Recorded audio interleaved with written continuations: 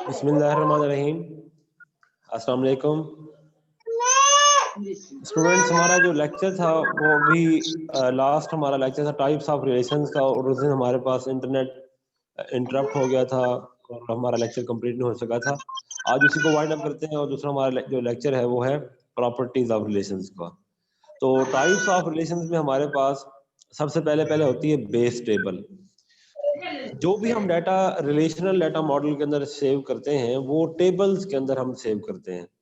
तो स्टूडेंट्स, हमारी जो सबसे पहली टेबल होती है वो बेस टेबल होती है। जैसे कि आपको नजर आ रही है कि अगर हमारे पास कोई टीचर है तो टीचर का हमने रिकॉर्ड फीड करना है, तो उसके लिए हम टेबल तैयार करेंगे। टेबल जो है कॉलम और कतारों का सेट होता है। इसके अंदर हमारा जो डाटा है वो अब सेव होगा। अब उसमें हमारे पास कॉलम्स होंगे और उसमें हमारे पास जो रिकॉर्ड हमने फीड करना है उसके लिए हम कतारों को इस्तेमाल करेंगे। बेस टेबल ये सबसे पहले हमारे पास टाइप है और इसमें हम डाटा सेव करते हैं। डाटा यहीं से हम डिलीट भी कर सकते हैं, अपडेट कर सकते हैं। ये हमारा बेस टेबल होता है। Second one is query table या क्यूरी रिजल्ट्स जैसे हम कहते हैं। क्यूरी कहते हैं क्वेश्चंस को। जो आपने क्वेश्चन किया, आपने यूजर नेम दिया, लेट्स सपोज आपने अपना रोल नंबर दिया था बोर्ड ऑफ इंटरमीडिएट को कि जी मुझे मेरा ये रोल नंबर है और मेरे रोल नंबर के इवज मुझे मेरा डाटा प्रोवाइड कर दिया जाए। यानी कि आपने जब एफएससी का या मैट्रिक का आपने रिजल्ट मालूम करना था तो आप लोगों ने क्या किया था, आप लोगों ने अपना रोल नंबर दिया था। वो रोल नंबर आपने जो दिया था स्टूडेंट्स, वो भी आपने किसी टेबल में दिया था, बॉक्स बना हुआ था आपके पास। और फिर उसके एवज आपको क्या मिल रहा, आपको पूरा रिजल्ट मिल गया कि ये मेरा नाम है, ये मेरा फादर नेम है, ये मेरा कॉलेज है, और बाकी जो भी डाटा था आपके उर्दू, इंग्लिश और मैथ, स्टैट वगैरह वगैरह के जो नंबर थे वो आपको टेबल में दिखाई दिए गए। तो जो क्यूरी रिजल्ट होते हैं वो भी आपके पास टेबल्स में आपको मिलते हैं। क्यूरी जो रिजल्ट होता है, ये याद रखिएगा कि मुख्तलिफ जगहों से डाटा उठा के आपको एक टेबल बना के दे दिया जाएगा। तो स्टूडेंट्स, जी ताहिरा एंड आयशा, बेटा फोर्थ ईयर का लेक्चर चल रहा है। फोर्थ ईयर हमारे पास जो है उनका लेक्चर हमारे पास स्टार्ट है। उसमें chapter number 5 relational data model and normalization का ये टॉपिक है, और उसमें हम स्टडी कर रहे हैं। इस वक्त हम लोग स्टडी कर रहे हैं टाइप्स ऑफ रिलेशंस को। जी अब स्टूडेंट्स, हमारे पास क्यूरी रिजल्ट्स हमने देखे। क्यूरी रिजल्ट्स जो भी आएंगे, हम जब क्यूरी करेंगे वो रिजल्ट हमारे पास मुख्तलिफ टेबल से उठा के हमें एक टेबल बना के दे दिया जाएगा। कुछ रिकॉर्ड किसी और टेबल से, कुछ रिकॉर्ड किसी और टेबल से, कोई रिकॉर्ड कहां से, वो उठा के उसको जॉइन कर देगा और आपको एक टेबल की शक्ल में आपको रिजल्ट मिल जाएगा। उससे आसानियां होती हैं स्टूडेंट्स। जी इसके बाद थर्ड ईयर का होगा स्टूडेंट्स, इसके फौरन बाद थर्ड ईयर का लेक्चर होगा। जी तो स्टूडेंट्स, ये याद रखिएगा कि हमारे पास रिजल्ट्स जो आएंगे, अब अगर आपको पूरा टेबल उठा के दे दिया जाए कि ये देखें जी ये आपके पास टेबल है। लेट्स सपोज आपने तो रोल नंबर 1 का कहा था कि ये एक रोल नंबर का मुझे चाहिए रिजल्ट, आपको पूरे इस कॉलेज का उठा के दे दिया जाए तो आपके लिए मुश्किल होगा, ना ही आपको उसकी जरूरत है। तो क्यूरी रिजल्ट्स पर्टिकुलर एक रिकॉर्ड का डाटा उठा के उसको टेबल में डाल के आपको पेश कर दिया जाता है। ये भी हमारे पास रिलेशनल डाटा मॉडल की एक अहम खासियत होती है। नंबर 3 हमारे पास स्टूडेंट्स हैं व्यूज। व्यू कहते हैं नजारे को, यानी कि आपने किसी पर्टिकुलर डाटा को देखना था, वो आपको डाटा बना के दे देगा, यानी कि व्यू बना के दे देगा, मुख्तलिफ टेबल से डाटा उठा के दे देगा। आप उसको सेव कर लीजिए, अपने पास महफूज कर लीजिए, बार बार आपको बनाना ना पड़े। मुख्तलिफ आप व्यूज बना सकते हैं कि हमारे पास लेट्स सपोज मंथली हमारे पास प्रोग्रेस रिपोर्ट चाहिए बच्चों की कि अटेंडेंस कितनी आ रही है, आप उसका एक व्यू बना दें। आपके पास आपको ये चाहिए कि आज फर्स्ट ईयर में कितने बच्चे ऑनलाइन अटेंडेंस उनकी थी, प्रेजेंट थे, आप उसका एक व्यू बना लीजिए। मुख्तलिफ किस्म के आप व्यूज बना सकते हैं। और जब भी इदारे को चाहिए कि जी मुझे फलां व्यू चाहिए, मैंने फलां रिजल्ट चेक करने हैं या फलां मुझे रिपोर्ट चाहिए, तो आप जस्ट एक क्लिक करेंगे व्यू के ऊपर, आपको व्यू नजर आ जाएंगे। अब जो व्यूज है स्टूडेंट्स, उनके आपको एडवांटेजेस पढ़ाते हैं कि इनके फायदे क्या क्या हैं।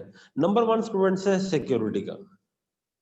नंबर वन इज सिक्योरिटी, कि आपके पास सिक्योरिटी है, यानी कि व्यू जिसको आपने अथॉरिटी दी वही व्यू कर सकता है। वो जो व्यू बनेगा, जो असल टेबल है आपके पास, बेस टेबल, वहां वो आपको नहीं दिखाएगा। व्यू उसी में से डाटा उठा के एक नई टेबल बनाएगा, और ये वर्चुअल टेबल होगी, मतलब हकीकी टेबल नहीं होगी, ये एक वर्चुअल टेबल होगी, और असल डाटा के ऊपर कोई इफेक्ट नहीं होगा। तो व्यू स्टूडेंट्स एक तो सिक्योरिटी होती है कि कोई बंदा अगर एक तो उसको डिलीट नहीं कर सकता। लेट्स सपोज अगर वो डिलीट कर भी दे किसी तरह से, तो आपकी जो असल टेबल है वो इफेक्ट नहीं होती, और वो पर्टिकुलर एक रिकॉर्ड का होगा। या आपने अथॉरिटी दी हुई है किसी यूजर को कि जस्ट आप यू कैन व्यू, तो स्टूडेंट्स आप वो सिर्फ व्यू ही कर सकता है, वो असल डेटाबेस को एक्सेस नहीं कर सकता। नंबर वन है security. Number two, query simplicity.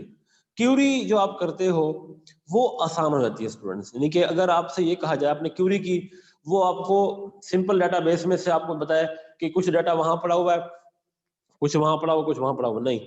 जब आप क्यूरी करते हैं तो डाटा सारा उठा के वो एक टेबल में आपको बता देगा कि ये एक टेबल है।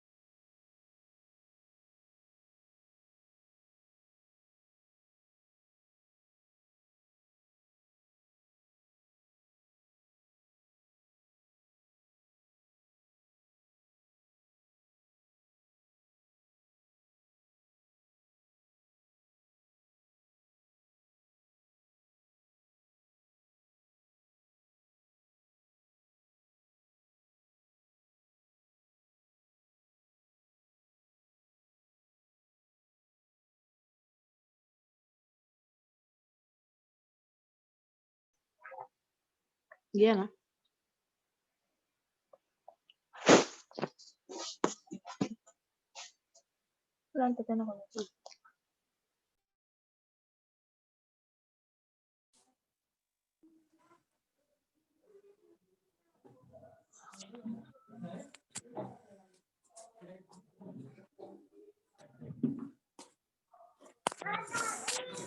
जी students, sorry for interruption.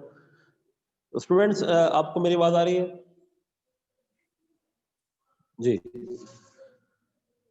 Students, हम बात कर रहे थे व्यूज के एडवांटेजेस की। नंबर वन हमारे पास सिक्योरिटी है कि असल डेटाबेस हमारा सेव रहता है, हमारे पास जो व्यू बनते हैं वो वर्चुअल बनते हैं, और उसमें अगर कोई चाहे भी, पहले तो उसमें तब्दीली नहीं होती, जैसा कि आप लोगों ने देखा होगा जब आपने रिजल्ट मालूम किया होगा, या अभी आने वाले दिनों में आपकी रोल नंबर स्लिप आएगी, जो जो रोल नंबर स्लिप आपके पास आएगी वो सिर्फ आपका डाटा शो कर रही होगी। आप हकीकी जो आपका डाटा है उस तक आपकी रसाई नहीं होती।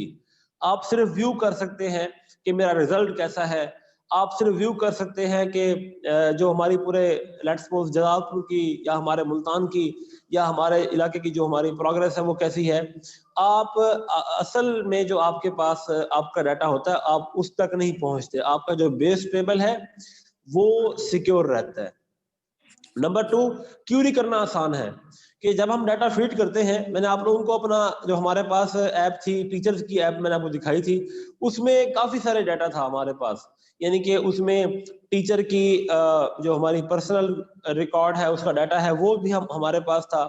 नंबर टू, हमारे पास उसकी क्वालिफिकेशन थी, उसकी सर्विसेज से मुतालिक उसका डाटा था, बहुत सारा डाटा उसके अंदर शामिल था। जब आपने क्यूरी की, क्यूरी में आपने पर्टिकुलर एक टीचर का रिकॉर्ड दिया कि ये टीचर है, ये उसका पासवर्ड है, तो सिर्फ उस डेटाबेस में से लेट्स सपोज वो 1 लाख टीचर हैं, 2 लाख टीचर हैं, तो उनमें से सिर्फ उसी पर्टिकुलर टीचर का रिकॉर्ड उठा के वो टेबल की शक्ल में आपको एक सफे के ऊपर दिखा दिएगा, समरी बना के कि ये टीचर नेम है, ये उसकी सर्विस है, ये उसकी क्वालिफिकेशन है। तो क्यूरी करना बड़ा आसान होता है। रिलेशनल डाटा मॉडल के अंदर आपके पास क्यूरी करना आसान होता है। क्यूरी आपके पास टेबल्स में बन गया, कोई पैराग्राफ बन के नहीं आता, आपके पास जो डाटा आता है वो पर्टिकुलर बकायदा से बहुत प्यारा सा बन के आपको रिकॉर्ड में होता है। तो ये क्यूरी करना आसान होता है। Number 3, structural simplicity.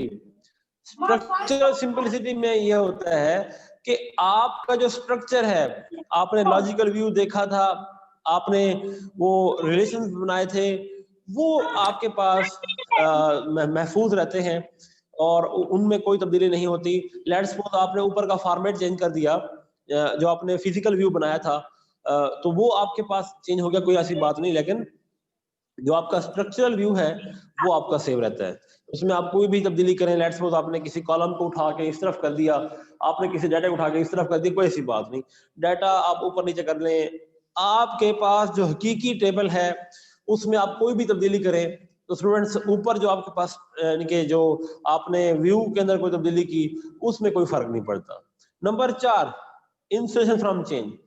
आपने डाटाबेस ही चेंज कर दिया, यूजर के पास जो मेथड जो वे था वो तो सेम रहा, सेम ही रहा, कोई ऐसा फर्क नहीं पड़ता स्टूडेंट्स। व्यू आप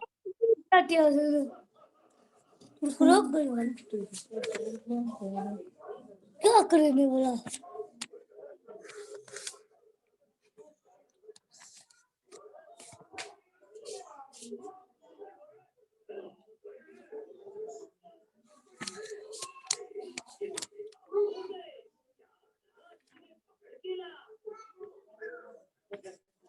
ही रखा, जो आपने यूजर को दिया हुआ था वो सेम रहा, लेकिन जो आगे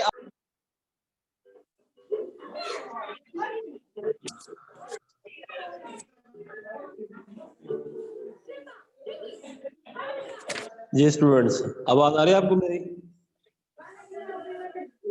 जी बेटा, हेलो जी। स्टूडेंट्स, आपने किसी भी जगह पे आपने उस डेटाबेस को चेंज कर दिया तो आप ऊपर का जो हिस्सा है पर कोई इफेक्ट नहीं होगा, या आपने ऊपर वाला हिस्सा सेम रहने दिया, नीचे वाले को आपने चेंज कर दिया तो कोई फर्क नहीं पड़ेगा।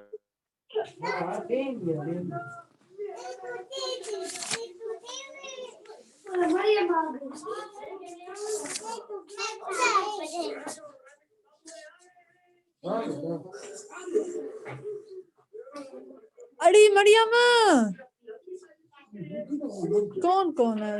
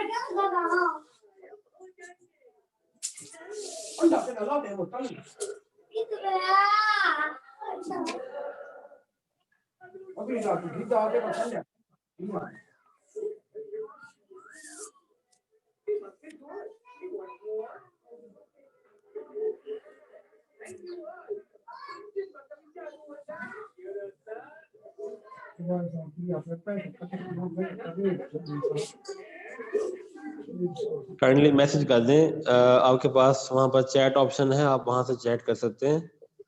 आप मुझे वहां से मैसेज कर दें कि आपको आवाज आ रही है।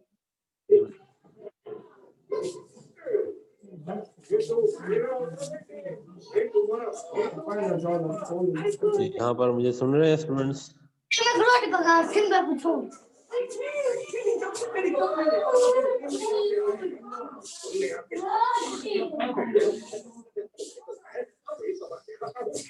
जी बेटा। स्टूडेंट्स हमारे पास जी काइंडली अब आपको आवाज आ रही होगी मेरे ख्याल में जी। स्टूडेंट्स हमने लॉगिन।